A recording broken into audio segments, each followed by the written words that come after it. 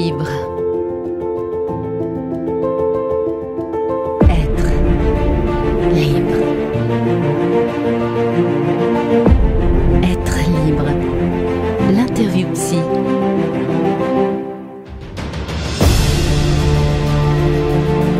Résistance. Humanité. Non-conformisme. Courage. Audace. Conscience. Amour. Épris de liberté.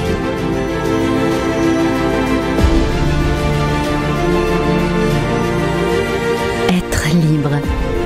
L'interview psy d'Éric Remacle. Bien, écoute, Louis, c'est un honneur de te recevoir. Vraiment, je suis très heureux parce que je te suis. En fait, toi, tu me connais pas trop, mais moi, je te connais vraiment bien. J'ai l'impression de te connaître vraiment bien parce que je te suis depuis 3-4 ans maintenant, depuis que tu es devenu connu. Un montage que tu avais fait sur les masques qui était super. Ah oui, oui, oui. Ah, super. Et tu sais, cette émission, ça s'appelle donc Être libre.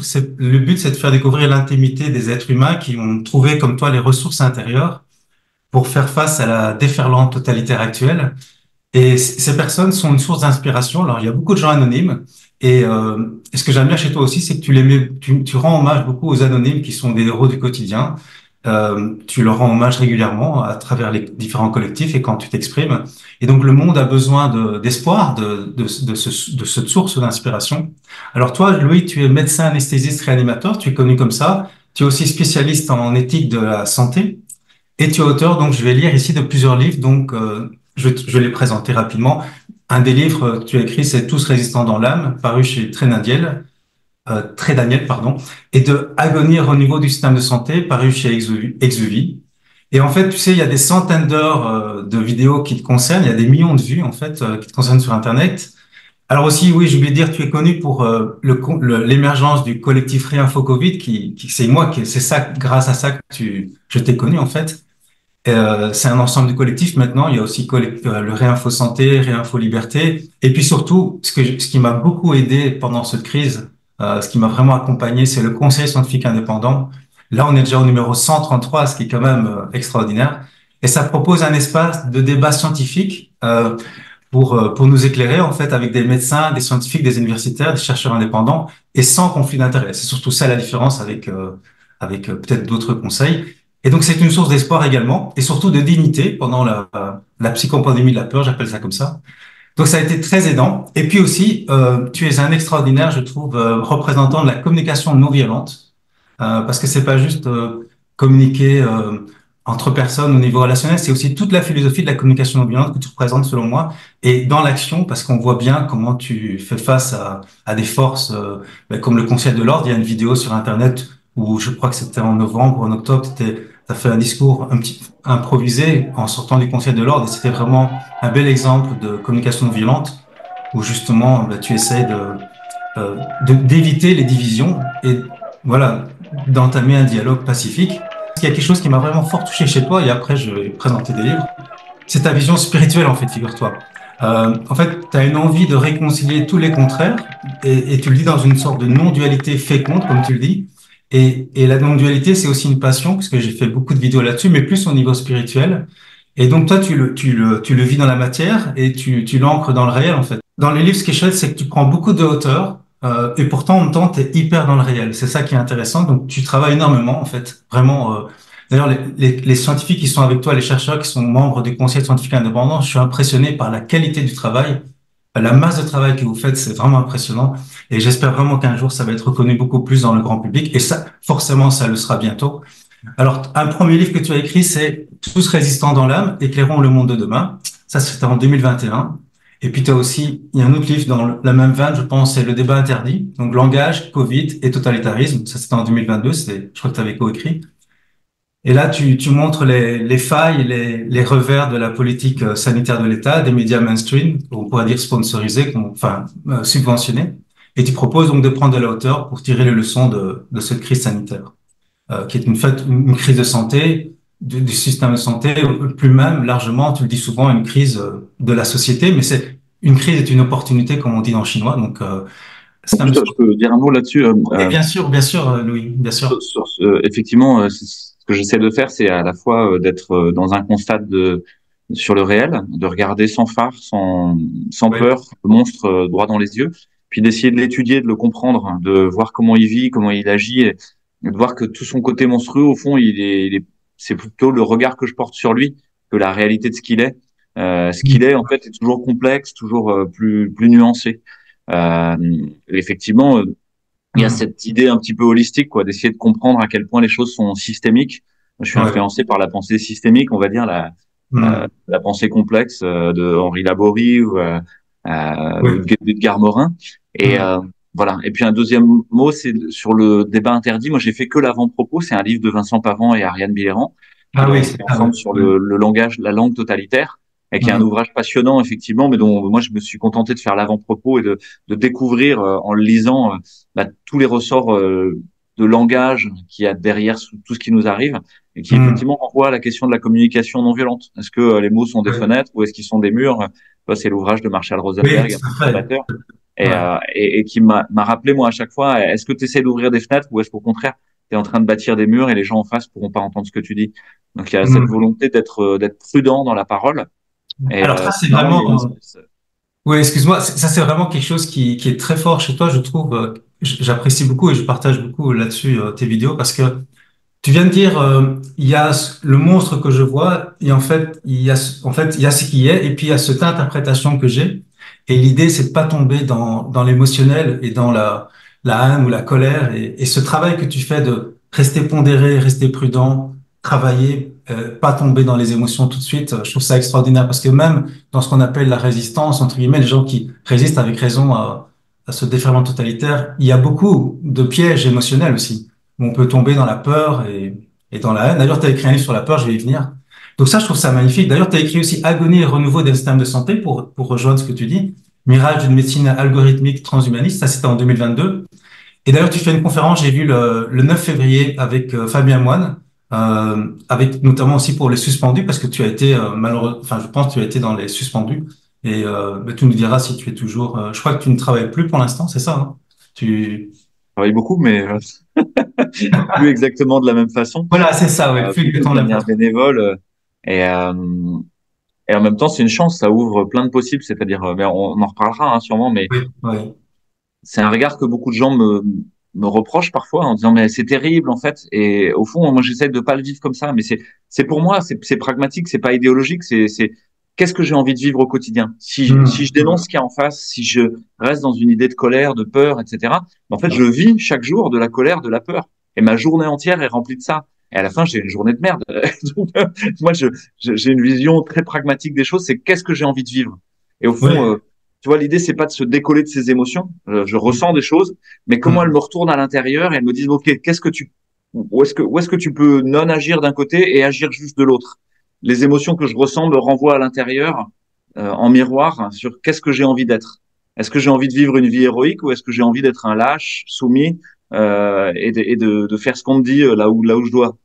hum, Euh, hum. Bah, pour moi, en fait, c'est une opportunité héroïque, le fait d'être chassé du confort de mon travail, parce que moi, j'avais un travail confortable, on pourrait dire. À 45 balais, tu arrives à un niveau de maîtrise où, bon, bah, ça Oui, va, tu t'es plus un bleu, mais t'es en même temps pas un vieux con et tu maîtrises bien ce que tu fais en général. Donc, moi, c'était mon cas dans mon boulot. Pas que je sois particulièrement plus doué qu'un autre, mais juste grâce au temps qui passe et à l'exercice.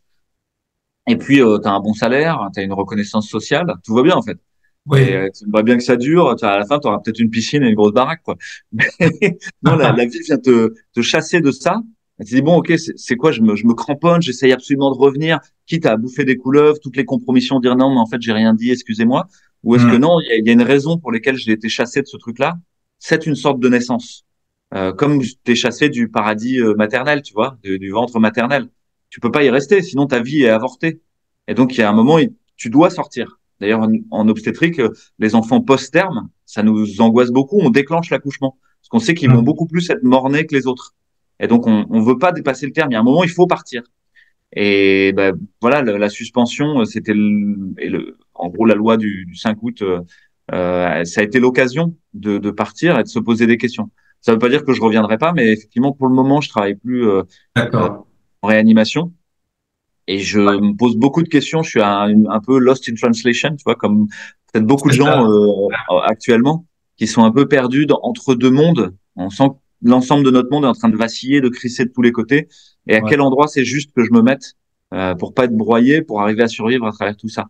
Et là, quand j'ai rappelé mes collègues de l'hôpital pour savoir est-ce que j'y retourne, est-ce que j'y retourne pas, bah, t'as plein de signes qui arrivent. T'as le Conseil de l'ordre qui, boum, te balance une plainte. Il te met 3 mois d'interdiction. Mais après, ils font appel de leur propre décision pour te mettre plus lourd. Je me dis, bon, ok, c'est peut-être un signe, quoi. Ouais. Mm. Il y a la direction de l'hôpital qui dit non, ça va être très compliqué. Vous n'avez pas rendu tel papier à tel moment. Le CNG, le Centre national de gestion des praticiens hospitaliers, qui est le millefeuille administratif français pour gérer les fonctionnaires comme moi, médecins qui, pareil, envoie un coup de téléphone disant vous n'avez pas rendu le CERFA machin à la bonne date, du coup vous êtes considéré démissionnaire, du coup ça va être très compliqué. Et puis finalement tu discutes avec les vrais gens, et tu te rends compte qu'ils sont restés 4 ans en arrière, en Mm. pire. Et ça vous est peut-être arrivé en partant en voyage longtemps ou en n'ayant pas vu des gens longtemps, vous revenez et vous Ouais. découvrez que vous avez avancé sur un chemin et les autres, c'est comme s'ils étaient encore à l'auberge en train d'attendre, ils n'avaient pas commencé à marcher. Et vous dites, bah non, moi j'en suis plus là, ça, chacun son truc, hein, il n'y a aucun jugement là-dedans. Mais là, je vois des gens qui sont un petit peu dans une logique fin du mondiste, tu vois. Ah Ouais. oui, l'hôpital va pas bien et tout. Ouais, mais ça fait longtemps qu'on sait que l'hôpital va pas bien. Et maintenant, on commence à comprendre pourquoi. C'est volontaire, tu vois. Ouais. C'est pas une fatalité. Et donc, ils sont un petit peu dans on nous dit qu'il faut qu'on fasse des économies, là, on fait attention, tu vois. Ouais. On manque on a des pénuries de médicaments et tout. Tu sais, c'est très compliqué. Et puis, tu vois les mêmes histoires politiques qu'avant. C'est les mêmes enjeux de conflits d'ego, le même chef Ouais. de service tyrannique, etc. Et tu dis, est-ce que j'ai vraiment envie de retourner là-dedans, quoi? Pas Oui, sûr. c'est ça. C'est ça. C'est ce questionnement permanent, la connaissance de soi qui nous libère finalement. C'est qu'est-ce que je veux? La question que tu as posée, c'est super important. C'est la conscience finalement. Mais et puis ce peur, qu'est-ce que j'en fais? D'ailleurs, tu as fait un livre sur la peur. Je vais y venir.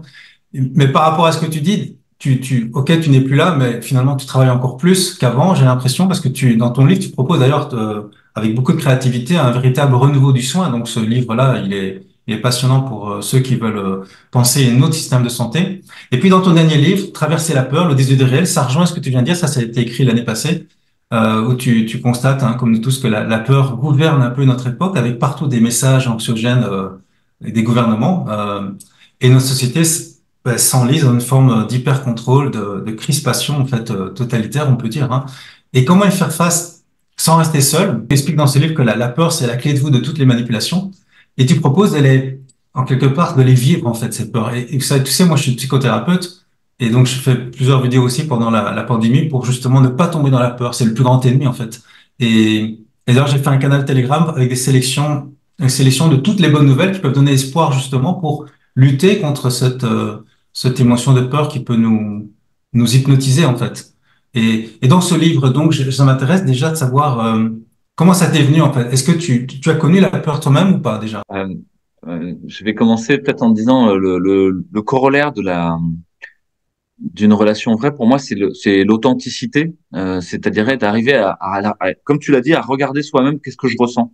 Et Hmm. tu vois, dans le Covid, moi d'emblée, j'ai eu peur en fait. J'ai eu peur d'abord de la maladie. En tout cas, j'y avais ça et comme une sensation intérieure que quelque chose n'allait pas. Tu vois, quelque chose était Hmm. profondément déréglé dans notre société. Et puis, alors, on me montre dans les réseaux sociaux, à la télé, sur Internet que c'est le Covid. Sauf que je suis mis au contact du Covid pour de vrai par mon travail. Et donc, je Hmm. vois les patients de réanimation, puis j'étudie, c'est-à-dire quand quelque chose me fait peur, je vais le regarder sous tous les angles. Je vais rester moi très discret, et puis je vais essayer de comprendre quelles sont les failles, à quoi ça ressemble, comment ça marche, quels sont les mécanismes intérieurs. Tu vois, Hmm. il va falloir que j'ai ce travail profond de décryptage et de compréhension pour justement qu'à la fin, ça forme comme un objet que je comprends. Et à partir du moment où je le comprends, je peux ne plus en avoir peur. Et la peur, pour moi, c'est quelque chose d'ancien. Hein. Ce bouquin, il vient pas de nulle part. C'est que je suis un trouillard au départ. Mon enfance était celle d'un trouillard. Je poussais ma petite sœur devant moi dans le couloir de Ah l'endroit oui. où on vivait pour aller jusqu'à notre chambre parce que j'avais peur qu'il y ait des monstres qui surgissent, tu vois, Hmm. des chambres latérales. Et c'est un super grand frère, tu vois, qui pousse sa sœur devant. et, euh, et j'avais peur des couvertures des livres dont vous êtes le héros de mon frère. C'était des livres où il y avait des monstres, des Ah ouais. vampires, etc. Et je les cachais au fond de la bibliothèque. Tu vois, je les mettais derrière d'autres livres. Parce que j'avais peur même que les monstres jaillissent du livre lui-même. Je Hmm. faisais des cauchemars de ça. Et, et je pense, en tout cas pour moi, mais je crois que c'est vrai pour beaucoup d'enfants, que l'enfance c'est au fond une période de grande peur, de grande joie aussi, mais de Hmm. grande peur. Et on met souvent beaucoup d'innocence sur l'enfance, mais je crois qu'on est à fleur de peau et à vif en termes émotionnels, et qu'on Ouais. ressent aussi à quel point le monde est mobile, à quel point il est peuplé d'ombre et de lumière aussi beaucoup plus fort que quand on est plus grand et où on s'est mis des barrières, on a une armure rouillée, tu sais, comme le chevalier à l'armure rouillée, on se sent Oui. protégé à l'intérieur de la carapace, Hmm. mais au fond, à l'intérieur, il n'y a pas beaucoup de colonne vertébrale. Et pour moi, c'est une des questions, c'est que cette peur, elle vient nous aiguillonner en permanence pour qu'on se construise une colonne vertébrale stable et pas Hmm. une carapace. Et il Hmm. y a le risque de se créer une carapace, hein. Et finalement, j'ai fait un métier où, tu vois, la peur est omniprésente, c'est-à-dire quand tu es appelé la nuit à 3 heures du matin pour quelqu'un qui est en arrêt cardiaque, en détresse respiratoire ou en choc, bah au fond c'est très angoissant, c'est très anxiogène. T'arrives en gros sur la scène de crime, c'est encore actif, tout le Ouais. monde est dans la précipitation et toi tu dois amener de la paix, toi tu dois amener du calme, toi tu dois te souvenir quels sont les points importants, mettre une hiérarchie des priorités et puis appliquer des choses que tu sais, les protocoles, mais en même temps que tu les appliques, être capable de les critiquer. Dire, OK, là, je fais quelque chose de manière automatique. Je suis en train de poser la voix centrale. J'intube la personne. Il y a le massage cardiaque. Toi, tu ventiles, etc. Tout ça, c'est automatique. Tu vois, on dit que c'est Ouais. sous-cortical. Tu n'as pas besoin de ton cerveau. Donc, c'est Hmm. des protocoles que tu appliques très rassurants parce qu'ils te donnent justement, ça va. Là, c'est ça. Mais pendant ce temps, tu es libre. C'est-à-dire, dans cette contrainte-là, tu es libre de réfléchir, dire, attends, raconte-moi l'histoire, je comprends pas ce qui se passe. Ce patient, il a quel antécédent? Ça colle pas. Il y a un truc qui colle pas, etc. Jusqu'à comprendre ce qui se passe et trouver la clé de résolution ou une des clés de résolution. Et Hmm. ça, je l'ai vécu aussi en bateau. Moi, j'ai fait beaucoup de bateaux en tant que capitaine sur des bateaux à Ok. voile. Ok. J'ai enseigné le bateau, j'ai enseigné à des moniteurs aussi de voile. Ça a failli être mon métier. C'était une passion, tu vois, de Ok. ado, puis de jeune adulte, etc. Et j'étais sans cesse mis dans des conditions difficiles. C'était en Bretagne Nord, avec des bateaux sans moteur, sans électronique. On avait des plombs de sonde, tu sais, on sondait pas avec un sondeur, mais avec des plombs. La Ok. vitesse, on la prenait avec, enfin bref, c'était à l'ancienne, quoi. Et, euh, et là-bas, t'as de la marée, ça bouge sans cesse. T'as le flot, le jusant, ça monte de 9 mètres de haut, ça descend 9 mètres plus bas, t'as du courant à 3, 4 nœuds qui va plus vite que ton bateau. En gros, la nature est omniprésente et te met dans une contrainte énorme, ce qui fait que toi, tu dois trouver à quel endroit tu peux passer. Pour sortir de la rivière, tu vas te lever à 4 heures du matin pour prendre le jusant pendant 2 heures, Hmm. c'est-à-dire la marée descendante. Et puis, ça va te permettre de sortir de la rivière. Mais après, tu veux avancer le long de la côte et tu vas prendre le flot qui se réverse. Ok. Et à Ok. un endroit où et tu vas, enfin bref, tu vas mettre une stratégie de passage à travers toute cette mobilité, à travers cette transformation permanente. Tu vas toi essayer de trouver une trace. Et, euh, et parfois, ça fait peur. La mer, il y a des tempêtes, il y a des situations que tu contrôles pas, il y a le travail en équipage. Et Ouais. là-dedans, qu'est-ce que tu gardes de stable, quoi? Et tu te rends compte que parfois tu fais des choses qui n'ont aucun sens. Tu winches un peu pour resserrer la voile, puis tu la relâches un peu. En fait, elle est exactement pareille qu'avant, mais tu t'es occupé l'esprit, tu t'es Ok. occupé les mains, parce que tu étais dans un moment tendu, etc. Et au fond, ça n'a rien changé, mais tu t'es occupé. Et donc moi, je sais que s'occuper, faire quelque chose pendant qu'il y a plutôt que rien, pendant qu'il y a un moment de stress, ça aide beaucoup. Donc Hmm. c'est une des choses qui m'a peut-être aidé à traverser tout ça, c'est que j'ai Ah pas eu ouais. le confinement. Moi, je travaillais puisque j'étais en réa, je travaillais. Et donc, tous les jours, j'allais au boulot, je revenais. Ça n'a pas changé mon rythme habituel. Puis en plus, on était applaudis à 20 heures. Bon, après, on était suspendus, mais on était applaudis à 20 heures. C'était sympa. Tu sortais du boulot, tu dis, ah bah, quand même, c'est cool. Et, euh, et puis, il y avait l'élan de découverte de quelque chose de nouveau, comme un jeu. C'est-à-dire que j'ai pris cette idée petit à petit, au fur et à mesure de ma vie, j'ai pris l'idée de la peur comme une possibilité de jouer. Wow, Et on en magnifique, reparlera magnifique. peut-être, mais pour moi, le jeu est très important. De créer des mondes entiers de Lego, de Playmobil, dans lequel tu vas faire des aventures pas possibles avec un chevalier, des dragons, des princesses et des monstres, mais tu es capable de les vaincre. Alors, tu aurais ça dans la vraie vie, ce serait terrible. Mais on a un peu en thérapie, on a un peu quelque chose de similaire, c'est on appelle ça l'approche paradoxale, c'est quand il y a une émotion, c'est plutôt que de la fuir ou de ne pas vouloir de s'anesthésier avec différents, voilà, des séries ou de la nourriture ou des drogues. C'est vraiment de l'accueillir totalement, mais comme un jeu, de dire, mais qu'est-ce que c'est en fait? Et c'est vraiment ce que tu dis, c'est d'aller voir la peur, de l'étudier sous tous les angles, mais qu'est-ce que c'est? Et on voit ce que c'est, finalement, c'est beaucoup du mental. Et puis si on lève le mental, qu'est-ce qui reste? Il reste juste des sensations. Et les sensations, qu'est-ce que c'est? C'est de l'énergie. Et au fond, sans faire appel au mental ou à la mémoire, est-ce que c'est un problème, cette énergie? Ben non, ça peut être utilisé justement. D'ailleurs, ça peut circuler en fait. Tu vois, c'est J'ai une référence, ouais. on va dire, pas du tout universitaire là-dessus. C'est dans le deuxième épisode, enfin, ça doit pas être le deuxième épisode, je sais plus Ah, comment, ouais. dans Star Wars, exactement, ouais. Où Luke Skywalker est sur Dagobah avec Yoda et Yoda lui enseigne ce que c'est qu'être un Jedi. Puis au bout d'un Hmm. moment, il le juge digne de passer une sorte d'épreuve initiatique. Puis il est dans une sorte de jungle marécageuse et il se retrouve dans une grotte. Et dans cette grotte, il trouve Dark Vador, un grand chevalier noir avec un sabre laser. Dark Vador a rien à foutre là, ça paraît étrange dans la narration. Il est sur l'étoile de la mort normalement. Et Luke Skywalker est pétri de terreur et il fend le home de Dark Vador. Et à l'intérieur du home, qu'est-ce qu'il voit? Son propre visage. Et Ouais, ça, moi, c'est mon idée sur la peur, c'est que c'est ça, ça ouais. me confronte à nous-mêmes. Quelle est ma limite? Quelle est, voilà. Et À- à- tant qu'on va pas chercher cette confrontation, c'est de pire en pire en fait. Et je le vois ici aussi en thérapie, c'est que on veut pas parler de la mort, on veut pas parler de, oui, je veux pas, il va me quitter, mais je veux pas y penser, ou mes enfants vont grandir, mais je veux pas y penser. Et en fait, tant qu'on traverse pas cette peur avec courage, finalement, d'aller voir ce que c'est, et quand on va voir ce que c'est, finalement, comme tu dis, ça, bon, ben, on s'est fait beaucoup de films, et puis on peut voir que je suis pas mort et de là peut naître quelque chose de très intéressant avec créativité justement. Ouais. Ouais, il y a beaucoup de gens qui me parlent de tout ce qui se passe avec quand je fais des conférences où je passe à travers la France en disant mais c'est quand même terrible, etc. Et Mm. à chaque fois je me dis, vous savez, au pire quoi, au Voilà. pire on en meurt. De toute manière, on va en mourir. Donc autant bien vivre en attendant quoi. Et Ouais, autant ouais. rigoler et s'amuser parce que si on est dans l'angoisse permanente de la mort à venir, ou de la souffrance à venir, on n'incarne pas ici et maintenant. Il y a des gens, ils prennent des cours de méditation pleine conscience, tu sais, ils font des formations de mindfulness. Mais en fait, le Covid, il nous donne ça, il nous l'offre gratos, quoi. Viens, mets-toi ici et maintenant, tu peux plus rien prévoir. Dans 6 mois, tu sais pas si tu auras encore de l'épargne ou si Ursula l'aura pris pour le donner à Zelensky ou je sais pas qui. Tu sais pas quoi en fait. Donc Ouais, l'avenir est tellement incertain maintenant ouais. que l'idée, c'est d'habiter le présent et de voir comment on peut construire dans ce présent-là et qui Mm. change tout. Et c'est une des choses très étonnantes de Réinfo Covid, si tu veux. C'est que ça commence par un appel à l'aide de ma part en disant, moi, je comprends rien, en fait, et j'ai besoin d'aide à mes collègues. Et la surprise, c'est d'en recevoir énormément. C'est-à-dire, je reçois 10 messages, ouais, tu es qu'un sale complotiste, etc. Et je reçois plus d'une centaine de messages qui me disent, mais tu sais, moi aussi, en fait, je me pose des questions, t'as raison, faut qu'on se réunisse et tout ça. Et ensuite, j'ai un ami qui est enseignant-chercheur à Aix-Marseille en sociologie, qui s'appelle Laurent Mucchielli, et qui Ah fait ouais. une lettre ouverte sur il faut cesser de gouverner par la peur. Il demande au gouvernement d'arrêter de gouverner par la peur. Et Mm. il me demande, ainsi qu'à de très nombreux autres, et on est plus de 300 à la signer à la fin, médecins, universitaires, chercheurs, personnalités, etc. Et là, je me dis, ouais, ok, mais attends, cette tribune, c'est un coup d'épée dans l'eau. Le gouvernement par la peur, maintenant, c'est la méthode. Donc, évidemment, ils vont pas arrêter. Mais Mm. ça mettait un nom sur les choses. La Oui. question, c'est la peur. Et je me suis dit, ces 300 personnes, c'est tellement dommage si on laisse ça retomber. Prenons l'énergie qui est là et laissons-la grandir pour faire quelque chose. Et donc, on a créé des groupes de travail sur plein de sujets pour essayer de comprendre.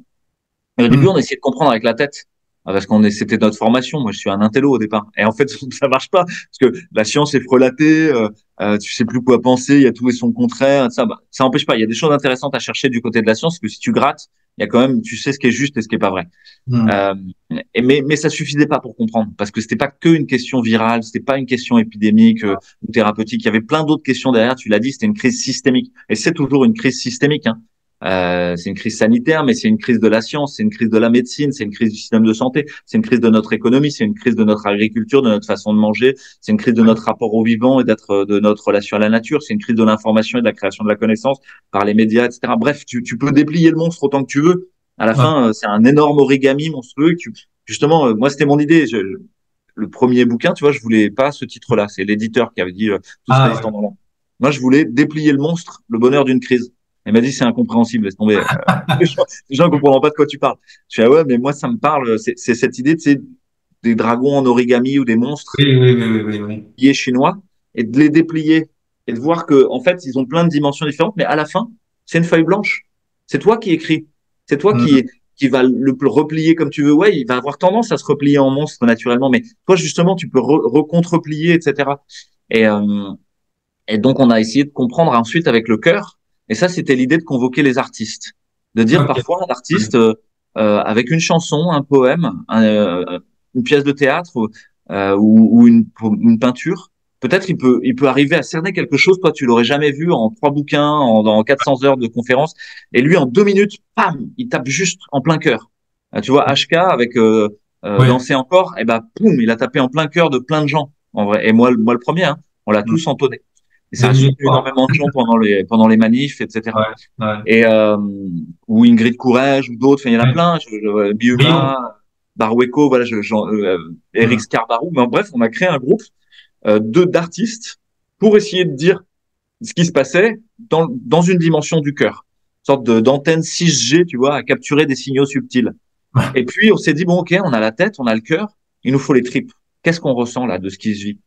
Et là, on est allé recueillir les témoignages de terrain. On a fait tout un groupe de personnes qui répondaient au téléphone et aux mails pour recueillir ce que les gens vivaient. Et les gens vivaient que, par exemple, ils n'avaient pas pu enterrer leurs proches morts du Covid. C'est un truc de fou quand ils pensent. Il y a une Mm. transgression énorme au niveau anthropologique. Qu'ils avaient supplié d'avoir des traitements, les médecins, qui leur avaient refusé. Alors que on se demandait bien pourquoi. Qu'ils avaient dû fermer leur boîte parce que les confinements, tout ça, avait fait que ça marchait plus, quoi. Bref, il y avait un niveau de souffrance très important. Moi, je me souviens d'un témoignage, notamment recueilli d'un militaire qui, par refus de la vaccination, s'est retrouvé plusieurs mois d'affilée à l'isolement seul, avec Ah ouais. moins d'1 heure par jour de sortie dehors. C'est-à-dire pire qu'en prison. Et Un de la peu comme torture. Julian Assange, quoi, quelque part. Exactement. Et de la torture, tu vois. Et ça, en France, en 2020, tu vois, en 2021, ça paraît étonnant. Et Mm. donc, ça y est, on s'est dit, bah, on a la tête, on a le cœur, on a les tripes. Notre petit bonhomme, il commence à pouvoir un petit peu connaître ce qui se passe autour de lui. Et, euh, et je pense que cette triple dimension, elle était juste dès le départ. Moi, c'est ce que j'ai essayé de faire dans mon travail, c'est qu'il y a une dimension sensible. Et que cette dimension sensible, elle nous amène à la question spirituelle. Tu vois, Ouais. en gros, j'ai jamais, quasiment jamais, il y a eu une interview où on m'a demandé de parler de spiritualité sur des questions autour de Dieu, etc. Mais sinon, on n'a jamais parlé de ça. Parce que Mm. l'idée, c'est que tu peux vite devenir un gourou aussi Oui, ou ouais. dire c'est comme ça qu'il faut faire ou pas. Moi, j'en sais rien, en fait. Mm. Faut Mm. juste raconter une expérience. Mais au fond, tout ce qu'on disait avait une dimension quelque part spirituelle, c'est-à-dire au sens où je le comprends, hein. Qu'est-ce qu'on vient foutre sur cette terre? C'est quoi être un humain? Pourquoi on se rencontre entre êtres humains? Quelle est notre mission de vie? Bon, tu vois, c'est de donner un sens à tout ça, quoi. Ouais. Euh, Oui, oui. et, Ouais. et il y avait l'idée dans ce qu'on faisait, d'essayer de mettre de la beauté, Ouais. d'ajouter au monde du beau, pas d'ajouter de la noirceur, Mm. d'ajouter de la compréhension, pas de la peur. C'est-à-dire, le but n'était pas de regarder, ah, le monstre a de plus en plus grosses griffes, de plus en plus Ouais. grandes dents, des ailes de plus en plus grandes. Tu vois, je vois ça sur certains fils Telegram ou certains fils Twitter. Beaucoup. Ouais, Les beaucoup. gens n'arrêtent pas de remettre, en fait, des nouvelles horreurs de Ursula, C'est une ou d'autres, tentation, en fait. C'est une ouais, ou de tentation. Bill Gates. Et il y a comme une sorte ça tourne en rond, tu vois, et Mm. ça n'aboutit à aucune action. Au contraire, plus il y en a, plus on est impuissant, plus on est tétanisé face à l'horreur du monstre. Moi, Ouais. ça va, j'ai compris. Et il y a une grande différence entre le déni, c'est-à-dire mettre la tête dans le sable et dire ça n'existe pas, ou juste dire ça va, j'ai suffisamment d'informations maintenant de manière pragmatique, je vais essayer de travailler là où je peux. Et donc les informations que je vais prendre, elles doivent m'aider à avoir une action juste. Et le reste, je vais m'en protéger. Et je pense qu'il y a beaucoup de gens, tu vois, qui ont eu le réflexe d'éteindre la télé ou d'éteindre leur téléphone pendant le Ouais. Covid et tout ça. Et c'était un réflexe salvateur. Au Exactement. fond, c'était pour se protéger eux-mêmes par rapport aux ressources qu'ils avaient. Et Mm. là, quelque part, ça aide à de la réconciliation au sein de notre société. C'est-à-dire les gens qui ont mordu comme des malades au Covid, ou à tout le reste, aux punaises de lit, à ce que tu veux, quand on s'en fout maintenant, ça ne s'arrête plus jamais. Et ils ont, au fond, peut-être qu'ils pouvaient faire que ça. Peut-être que leurs ressources intérieures, c'était ça la seule chose qui leur permettait de rester en vie. Et au fond, ça donne de la compassion. Et ça te dit, tiens, peut-être que l'important, c'est pas de leur donner un monstre encore plus gros, parce qu'ils vont se Mm. réfugier encore plus, ils vont être encore plus dans le déni, ils vont faire de plus en plus comme ça, tu vois. Mais Ouais. de leur donner des ressources, de dire, viens avec nous dans la nature, viens, je t'aide, on va faire les courses ensemble, on va faire des bons petits plats, tu vas voir, tu vas être en santé.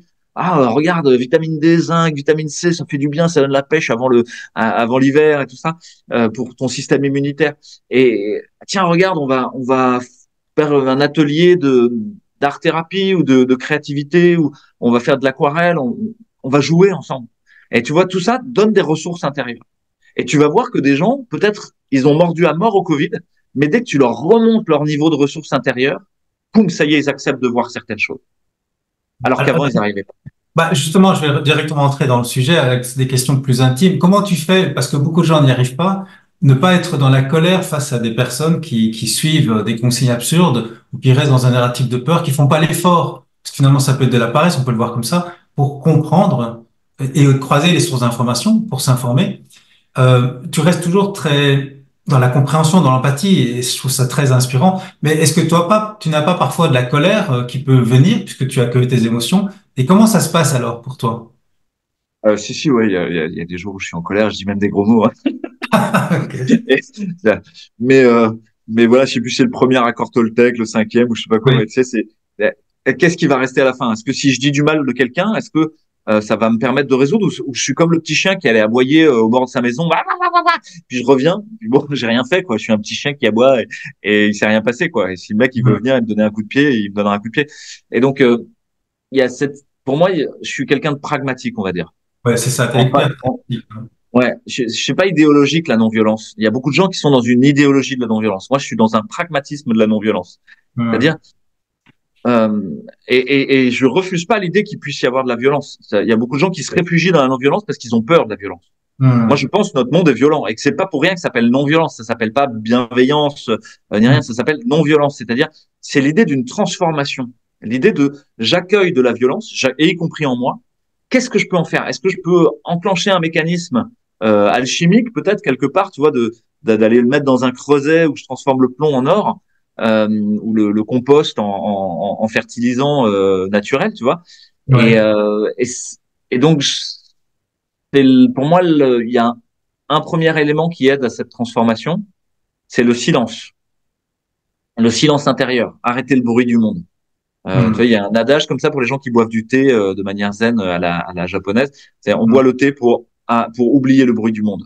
Mhm. Et c'est des moments suspendus, avoir dans la journée une sorte d'ascèse de moments suspendus qui Ouais. permettent à une liberté à la pensée. Et moi, par exemple, j'ai pas de téléphone numérique. Pourtant, je suis un activiste digital. Hein. Tu vois, c'est pareil. Et moi, j'ai un stupid phone. J'ai pas de smartphone. Ah ouais. Et mon stupid phone, la plupart du temps, il est éteint. Je ne l'ai jamais sur moi. Là, il est au fin fond de la maison. Je sais même pas où il est. Et, euh, et j'ai des heures où j'accepte que je vais répondre, des heures où j'accepte que je vais passer des coups de téléphone, et des heures entières où je dis non. Là, de toute manière, ça n'est pas accessible. Donc Mhm. déjà, la nuit, mon téléphone est éteint. C'est une évidence. Ouais. Oui, mais si jamais on t'appelle, on verra bien. Si quelqu'un est mort, il est mort, quoi. Je veux dire, Ouais, s'il est en ouais, train de mourir au bout de la France, de toute manière, je pourrais rien faire. Donc, ouais. tout ce qui me met en insécurité, je n'en veux pas, en fait. Tout ce qui me met en impuissance. Euh, et ça, c'est une sorte de discipline quotidienne du bonheur. Je pense qu'il y a une sorte de discipline, de pratique à mettre en place. Et ça, c'est une reprise, au fond, de contrôle sur la seule chose, de contrôle, c'est pas de contrôle, c'est d'ajustement au ressenti que j'ai sur la seule chose où je peux faire quelque chose, c'est moi-même. C'est ça, Je ouais. peux pas faire quelque chose sur quelqu'un d'en face. Tu vois, il y a plein de gens qui disent, ouais, il faut que je réveille mon beau-frère, il faut éveiller les moutons, il faut convaincre et tout. Moi, je vous donne mon expérience. Hein. Il y a personne, vraiment personne, ça m'est jamais arrivé, qui m'a dit à la fin d'une discussion, ah Louis, grâce à toi, j'ai vu la lumière, merci. C'est ça, ouais. Ouais. Tout a changé dans ma vie. Tu as, ça m'est pas arrivé. Et je pense que ça m'arrivera pas. Et parce que c'est pas comme ça que ça marche. Mhm. C'est au mieux, on peut semer des questions. Au Voilà, mieux, on on peut les ouvrir graines. un questionnement pour la personne. Et Mhm. donc, ça marche beaucoup mieux d'aller proposer des questions que d'aller affirmer des choses. On avait un collectif comme ça à Marseille, c'était les plages résistantes. C'était drôle, ils allaient faire des sondages sur la plage, tu vois. Et Mhm. alors au début, le type, il était tout seul, tu vois. Il a dit, mais il disait, je suis un collectif. C'est drôle ça. Ça déjà, ça te donne de la force que tu représentes un collectif. T'es pas, je suis Ouais. une bande de potes à moi tout seul. Tu sais, il y avait une chanson comme ça dans les années 70.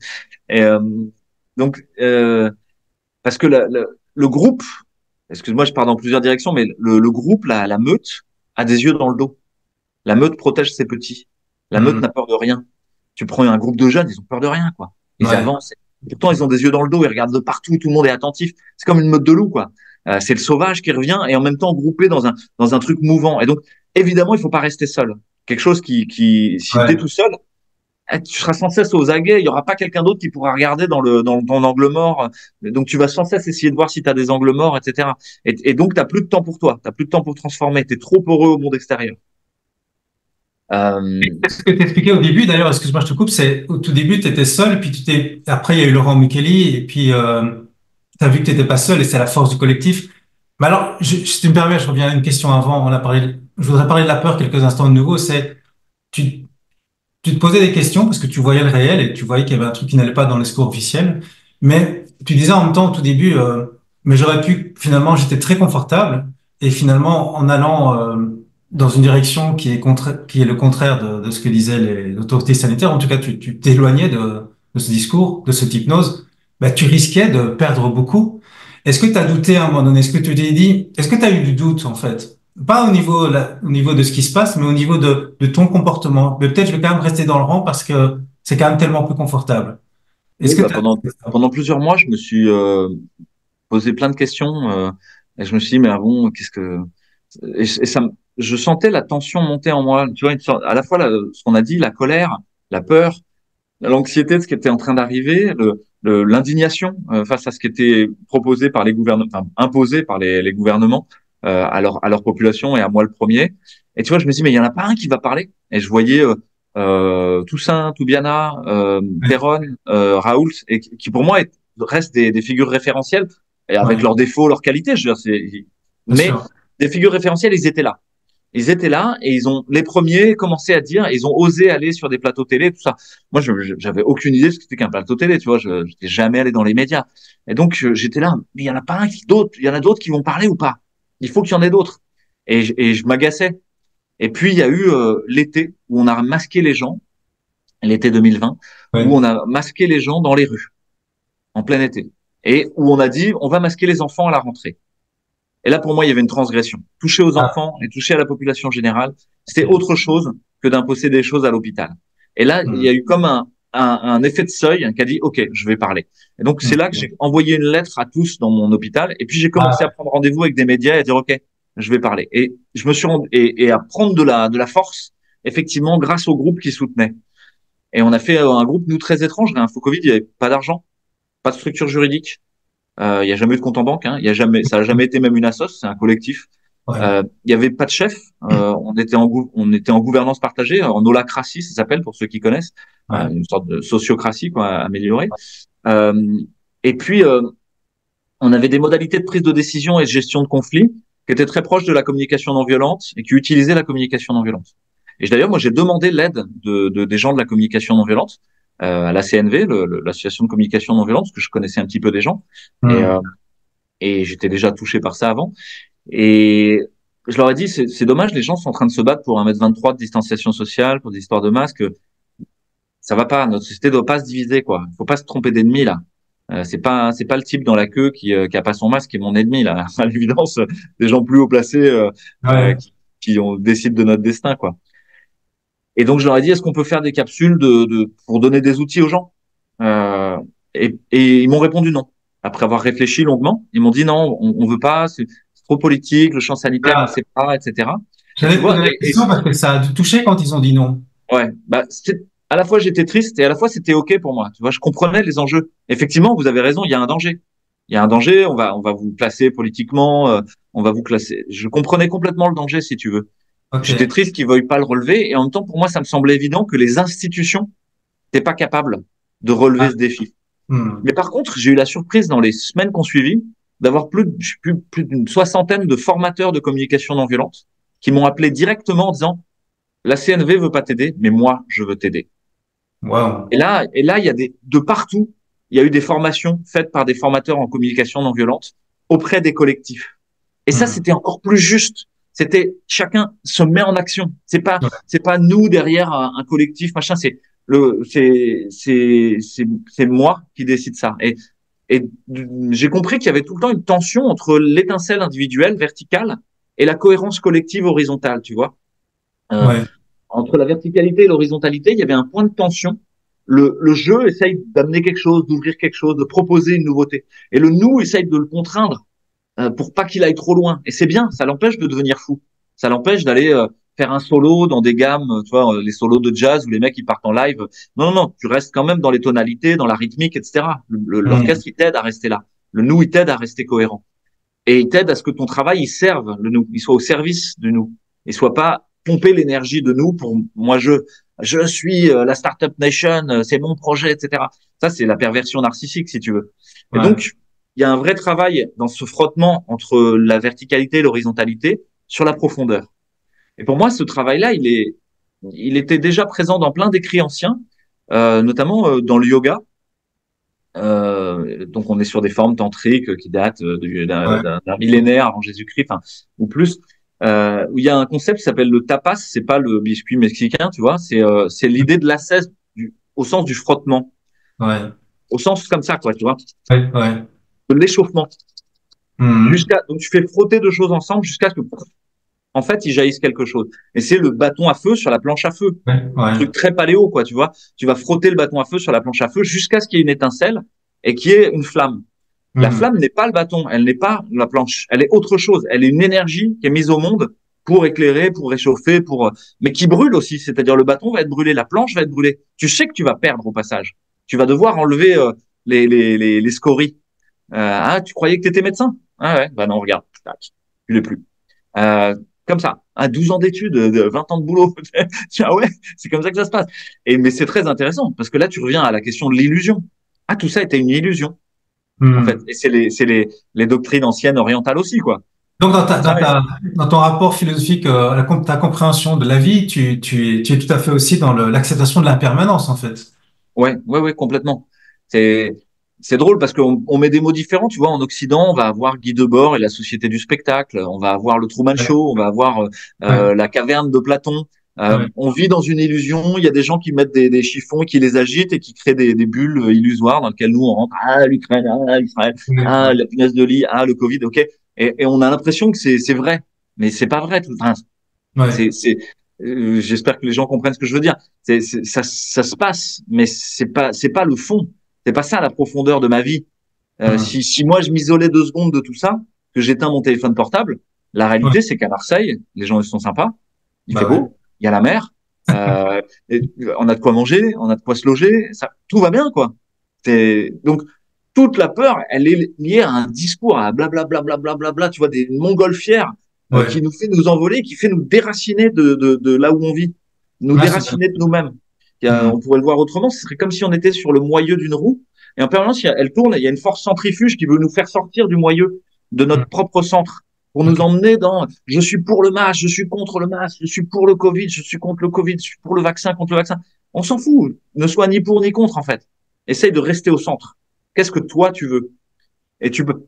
Et donc l'idée, c'est que dans cette impermanence, il y a quelque chose qui peut rester là, il y a un noyau stable dans tout Mhm. ce mouvement giratoire où il y a plein de scories qui volent, tu vois, on est vraiment dans une tempête là, il y a des bourrasques de folie, hein. Et ben en fait, elles viennent faire voler en éclats tout ce qui devait voler en éclats. Et qu'est-ce qui reste? Mhm. Et s'il reste rien, bah là, il y a vraiment une question à se poser. Ça veut dire que je passe ma vie à côté de la plaque en fait. Mhm. J'ai cru que j'étais de gauche pendant des années. Hein. J'ai cru que j'étais, je sais pas quoi, écolo pendant des années. Mais non, tout ça, c'est des drapeaux que tu mets sur tes épaules pour pas voir le vide intérieur profond. Et c'est à Ouais. cet endroit-là que c'est là qu'il faut regarder. Et Parce que là, il y a tous les possibles qui émergent. d'où les moments tu, des moments de silence dont tu parlais. C'est très spirituel, finalement, pouvoir s'offrir des moments de silence, pas être avec le toutou qui est le téléphone qui va t'appeler en permanence et pouvoir s'offrir des moments d'introspection. On parlait tout à l'heure de peur, de colère et aussi la tristesse parce que tu viens de dire t'as pu être déçu de certaines institutions, évidemment. Tu as pu aussi être déçu de personnes que tu aimais, qui étaient amis, qui t'ont insulté peut-être parce qu'ils comprenaient pas ton positionnement.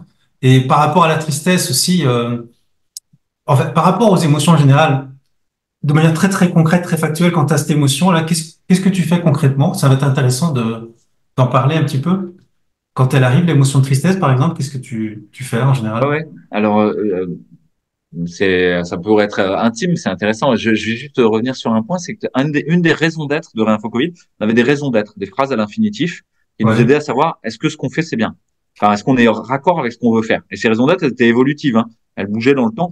Mais une, c'était transformer la colère en courage, Ouais. et aider à transformer la colère en courage et aider à transformer la peur en prudence. La prudence étant comprise comme Ah, l'intelligence du courage, ouais, ouais, pas la pleutrerie, tu vois, mais c'est ouais. la sagesse contextuelle, un peu la phrase de Marc Aurèle. Là, je Ouais. peux y aller et je peux faire quelque chose, j'y vais. là, je peux pas et c'est voué à l'échec. J'y vais Ouais. pas, ça sert à rien, je vais m'en prendre plein la gueule. Et Ouais. puis, surtout, faire la différence entre les deux. Il y a une phrase C'est de ce que tu Marc disais Aurèle. tout à l'heure. Ouais. C'est ce que tu disais Ouais. tout à l'heure. Ouais, tout à fait. Et ça, c'est très important pour moi dans ce que je fais, dans ce que je dis, dans ce que je non fais ou dans ce que je ne dis pas. C'est d'essayer de bien cerner, est-ce que cette action va être juste à essayer de transformer le monde ou pas. Et à titre personnel, bah, c'est vraiment, il y a des hauts, il y a des bas, il y a une oscillation, il y a comme une respiration dans toutes ces émotions, hein. Et Hum.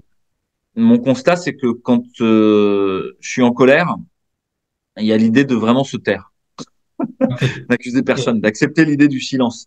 Tu vois, il y a beaucoup Ok. de gens, Twitter les pousse à répondre tout de suite, une Ouais, ouais. réaction immédiate. Et évidemment, ça fait que enfler le conflit, quoi. Chacun Ouais. se balance à la gueule ses quatre vérités, alors que Hum. je souffle, j'essaie de juste revenir à moi, quoi. Reviens en toi, tu Ok. vois. Ok. Reviens à la source, reviens à ton île intérieure. Et ça, c'est beaucoup lié au souffle, à la respiration. Donc, c'est la Hum. pratique du pranayama en Ouais. yoga. Tu vois, juste respirer le matin, le soir, prêter, ou même si tu fais pas de pratique complexe, c'est prêter attention à la respiration. Tu as fait le pranayama, Louis, toi aussi? Oui, moi, je suis un yogi, on pourrait dire. Alors, après, justement, c'est une des difficultés aussi, c'est la pratique. Pour moi, Ouais. la pratique est très importante et il y a une phrase que j'aime bien, c'est le présent est la porte, la pratique est la clé. Ah. C'est-à-dire, la pratique ouvre la porte du présent. Elle te permet de réhabiter maintenant. Hum. Et la pratique, c'est une répétition. Et c'est dans cette répétition, tu vas trouver les différences. C'est paraît très paradoxal, très ambigu. Tu refais la même chose que d'habitude. Tu fais la pince pour la 200 millième fois. C'est dur, t'as le dos qui tire. Et pourtant, va pas y avoir la même chose qui se passe. Déjà, tu as habité cet espace dans la durée de manière différente. Moi, je fais un yoga statique assez lent, Ok. où les postures sont tenues longtemps Ok. Ok. et où il y a beaucoup de pranayama dans les postures et avec des concentrations, des visualisations, des mantras, des bandas, voilà, des drishtis en même temps. Enfin bref, il y a tous les membres Ok. du yoga en même temps. C'est du hatha traditionnel, hein, du nata. Ok. Euh, chacun son truc. Hein. Il y en a qui préfèrent une voix plus dynamique, Ouais. qui leur donne la patate et tout ça. Euh, moi, j'aime bien cette idée de lenteur et on avait la chance dans le collectif d'avoir quelqu'un qui avait fait beaucoup d'arts martiaux et qui nous Ouais. disait chaque fois que ça accélérait, qu'on voulait répondre, ralentissez. Vous voulez Ok. taper à l'extérieur? Est-ce que nous, on est suffisamment structuré à l'intérieur? Vous voulez Hum. enchaîner un uppercut au système? Est-ce qu'on a les bases solides? Est-ce qu'on a les pieds solides? Est-ce que nous, on n'a pas des conflits à l'intérieur? Est-ce qu'on n'a pas des tensions? Et ça, c'était super qu'il soit là. Parce que Hum. il Hum. nous aidait à chaque fois, comme un coup de miroir, un coup d'œil dans le rétro, tu vois, à pas se tromper. Tu veux agresser à l'extérieur, travaille à l'intérieur, sois exemplaire, montre le chemin. Et moi, j'avais déjà vécu ça plein de fois sur l'écologie. J'avais essayé de convaincre mes copains d'avoir des poules, de faire un potager, etc. À chaque fois, ils disaient, ah, tu nous gonfles avec tes conneries, c'est bon, on va pas vivre au Moyen-Âge, ça. Et ils repartaient en vacances à Bali avec un avion, tu vois. J'étais désespéré, tu vois. Et, euh, et puis, au bout d'un moment, et puis je devenais de plus en plus crispé et verdâtre. J'étais malheureux, en fait, de ça. Avec une espèce d'éco-anxiété permanente. Et au bout d'un moment, je me suis dit, non, non, vis ce que toi, tu veux vivre. Vis-le. Fais-le. Et donc, j'ai commencé à avoir des poules, à avoir des abeilles, à avoir un potager et les enfants jouent dans la boue et tout ça. Et donc, mes copains venaient jouer avec leurs enfants et tout le monde jouait dans la boue et tout le monde était content. Et ça leur a donné envie. Et j'ai vu des gens, bah, petit à petit, avoir eux-mêmes la même chose et me rendre compte à quel point on était des animaux mimétiques. On passait notre temps à être les miroirs les uns pour les autres. Et donc, Ouais. si je vis de la colère, en face de moi, j'aurai de la colère. Si je vis de la peur, en face de moi, j'aurai encore plus de peur. C'est Et ça. à partir du moment où tu as connu ça, c'est-à-dire c'est pas une histoire de compréhension intellectuelle, hein, c'est tu l'as vécu, Une tu l'as question de vécu pour de conscience. vrai. Ouais. C'est ça. Tu Euh, l'as conscientisé. Ouais. et ben tu vois revenir le schéma, tu le connais par cœur, tu sais. Ouais. Ah, Ouais. dans une conversation, je vais gueuler sur le mec. Ah non, ça y est, je suis parti dans le mauvais Ouais. dans le Ouais. mauvais truc. Stop. Hum. Et ça, c'est l'idée de stopper le monde, non agir. Et c'est très important pour moi dans la non-violence. C'est déjà non agir. Arrête de faire ce que tu es en train de faire comme d'habitude. Si tu as déjà fait 50 000 fois ce truc-là de la même façon et que ça marche pas, c'est qu'il faut arrêter de le faire. Voilà, c'est tout. T'as pas de question à poser. L'expérience, c'est pas la réitération de la même erreur à l'infini en espérant obtenir un autre résultat. Tu sais, c'est une phrase d'Einstein. Il dit si vous Ouais. Ouais. espérez en faisant la même chose d'obtenir un autre La résultat, folie. bon, quoi, c'est pas possible. Et Ouais. donc il y a cette idée-là de d'un coup s'arrêter, C'est revenir à ça. l'intérieur et de se dire c'est pas le bon chemin. Et pour ça, la vie nous donne plein de signes. C'est-à-dire que quand c'est le mauvais chemin, tu vas t'en prendre plein la gueule. Enfin, moi, chaque fois que j'ai eu des phrases un peu trop outrées, etc.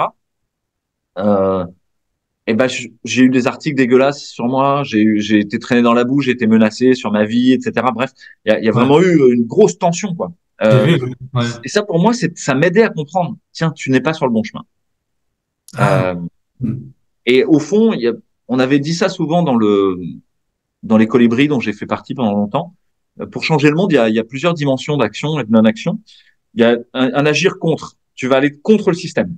Tu vas te taper dessus à grands coups de piolet, balancer des coups de marteau comme un malade et taper comme un sourd sur la tour d'ivoire.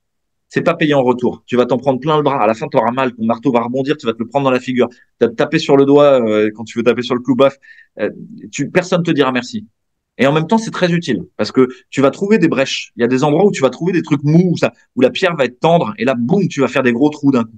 C'est Hmm. super utile parce que ça va mettre de la lumière à l'intérieur de la tour d'ivoire. Elle va, d'un coup, les gens vont pouvoir se réveiller un petit peu, dire, ah, tiens, on était enfermés. En fait, non, il y a de la lumière dehors. Donc, il en faut qu'ils fassent ça. Puis, il y a des gens qui expérimentent à côté. Ils font complètement différemment. Ils jouent. Ils vont faire des écoles alternatives. Ils vont faire de la permaculture. Ils vont se nourrir autrement. Ils vont faire des stages de jeûne, de la santé autrement, etc. Ils vont expérimenter des monnaies alternatives, la june, le chco, la roue, la pêche, le jardin d'échange universel, ce que tu veux.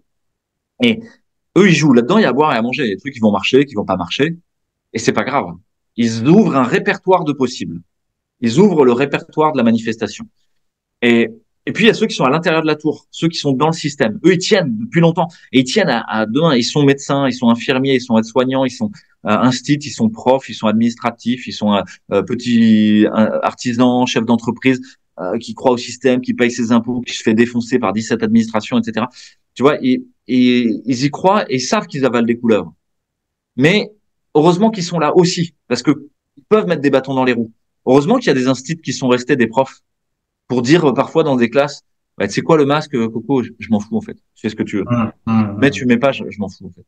Hmm. J'irai pas, c'est pas mon boulot, je suis prof, moi je suis pas flic. Et donc là, il y a des élèves, ils ont baissé leur masque et Ouais. Il y a eu mieux quelques quoi. jeux comme ça, ouais, dans les profs. Ouais, ouais, ouais. Pareil pour des médecins, pareil qu'on fait des faux, qu'on permis à des gens d'être soignés, pareil pour des.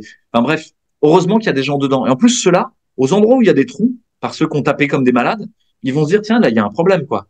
Et ils vont aller prendre dans le répertoire des possibles de ceux qui jouent à l'alternative pour essayer de se faire autrement. Et en plus changer d'échelle, le faire de manière institutionnelle. Et au fond, je crois qu'on a tous les trois dimensions en nous. On est un peu contre certaines choses, on est un peu en dehors pour d'autres, et on est complètement dans le système pour plein de trucs où on voudrait pas. Et, euh, Hmm. et peut-être la question, c'est à quel endroit je ressens que c'est juste. Et là, j'ai de la joie. Et c'est vraiment, tu parlais de Ah, mais c'est ça tristesse. ta boussole, en fait. Ta boussole, c'est ça aussi. Exactement. Pour moi, la boussole, c'est la joie et la paix. Hmm. C'est-à-dire, est-ce que ce que je fais amène de la paix, de la réconciliation, ou est-ce que ça amène du conflit? Si ça amène du conflit, c'est pas le bon chemin. C'est pas comme ça que ça va marcher. Je peux aller voir mon beau-frère et lui dire, t'es un gros con, t'aurais pas dû te faire vacciner. Ça va pas marcher. Il va encore plus me dire, ouais, mais toi, t'es un complotiste, t'as rien compris. À la télé, ils disent ça. Et à la Ouais. fin, il va même nier ce que je lui dis en tant que réanimateur et médecin. Ça, je l'ai vu, hein. Je l'ai Ouais. expérimenté. T'as des gens qui disent, j'ai vu à la télé quelque chose d'autre chose que tu me dis, toi, en tant que réanimateur. Mais tu dis, mais tu rigoles, je bosse tous les jours là-dedans, quoi. Et tu me crois pas. Ça rend fou, tu vois. Quelque part, Ouais. ça te met en colère. Et tu dis, non, non, ça veut dire qu'il peut pas entendre ça. Donc c'est pas comme ça que je vais devoir faire. Je vais devoir créer un espace. Peut-être on va se rencontrer. Un espace qui va réussir à réunir, à créer un point de porosité entre nos deux réalités, nos deux bulles là dans lesquelles on vit. Est-ce qu'à un moment elles peuvent se toucher sans éclater, mais qu'un peu comme les bulles de savon, c'est ce et hop, ok, vivre comme ça, voire à la fin former une grande bulle de savon et Ouais. où on peut vivre ensemble. Et ça, pour moi, c'est la question de l'intime. Et tu vois, aujourd'hui, tout est fait pour qu'on vive dans un monde où tout est public, où tout est sous la lumière des radars. Tu vois, on discute là devant des caméras avec des centaines de personnes qui nous regardent, peut-être des milliers. Les gens, ils règlent leurs problèmes sur Twitter. Il y en a, ils mettent sur Facebook leur scanner de leur cancer. Enfin, ça va Hmm. pas. L'État, il rentre en toi, il l'écoute par ton téléphone portable, il te regarde. Vous savez, hein, maintenant, les flics ont le droit Ouais. Ouais. d'écouter. Voilà. Et bon, ils le faisaient déjà, mais non, au moins, ils ont le droit. Et, ça veut dire quoi? C'est-à-dire qu'on est dans une société panoptique. Panoptique, elle voit tout, elle regarde tout. Et une Ouais. société panoptique, il y a Michel Foucault, c'est un penseur qui a dit, dans un livre qui s'appelle Surveiller et punir, il a dit, les sociétés de surveillance intégrale, bah, sont des tyrannies, des totalitarismes. Ils rentrent par tous les pores dans vos peaux et vous décidez plus de votre destin, vous n'existez même plus, vous êtes dilué dans le monde. Puis il y avait déjà Jérémy Bentham qui avait parlé du panoptique en disant que c'était la meilleure des prisons. Et comment on fait dans 1984 aussi, Orwell montre un endroit où le télécran regarde en permanence le personnage, Winston, Oui, qui lui fait des prescriptions et le regarde. Ce qui fait que Winston, à la fin, il peut même plus penser ce qu'il veut.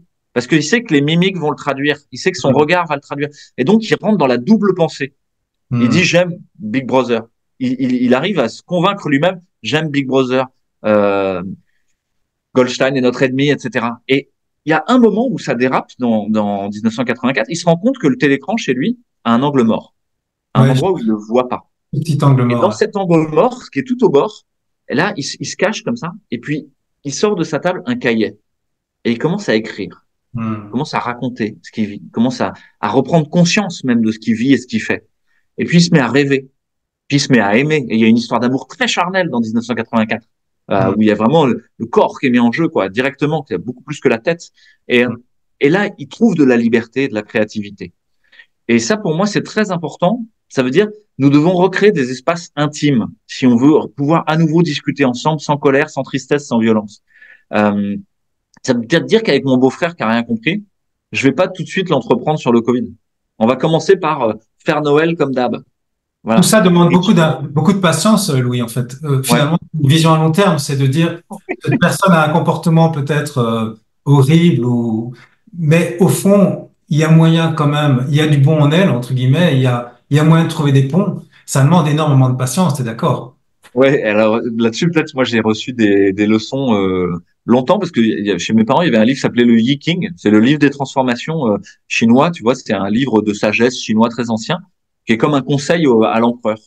Et donc, tu tires un peu au hasard, soit avec des dés, soit avec des pièces pour savoir les hexagrammes. Puis ça te fait une sorte de prédiction astrologique, un peu comme un oracle. Tu sais, aujourd'hui, c'est très à la mode. Les gens, ils ont tous des oracles. Et le Yi King, à chaque fois, il disait la même chose. Il disait, la patience est avantageuse. C'est vrai que vous allez devoir traverser les grandes eaux. Ça sous-entendu, bon, tu vas en chier pendant des années, quoi. Mais la patience est avantageuse. Et donc, c'est resté comme un truc, tu vois, une espèce de mantra. La patience est avantageuse. Le temps long fait le travail. La réconciliation se passe sur des temps longs. Le deuil se passe dans la durée. C'est pas immédiat. Quelqu'un est mort, c'est pas boum, tout de suite c'est réconcilié. Non, c'est dans le temps long. Et tu vas traverser la tristesse, dans le deuil y compris. Au bout d'un an, les gens qui sont endeuillés, au bout d'un an, en général, tout le monde fait comme si bon bah ça va maintenant, on est passé à autre chose quoi. Sauf que c'est le moment où toi ça fait mal, parce que justement tout le monde fait comme si ça n'existe pas, mais toi t'as perdu ton frère, ta mère, ton père, ta sœur, ta fille, et là c'est extrêmement douloureux, extrêmement seul, avec une énorme tristesse. Et va falloir traverser ça aussi.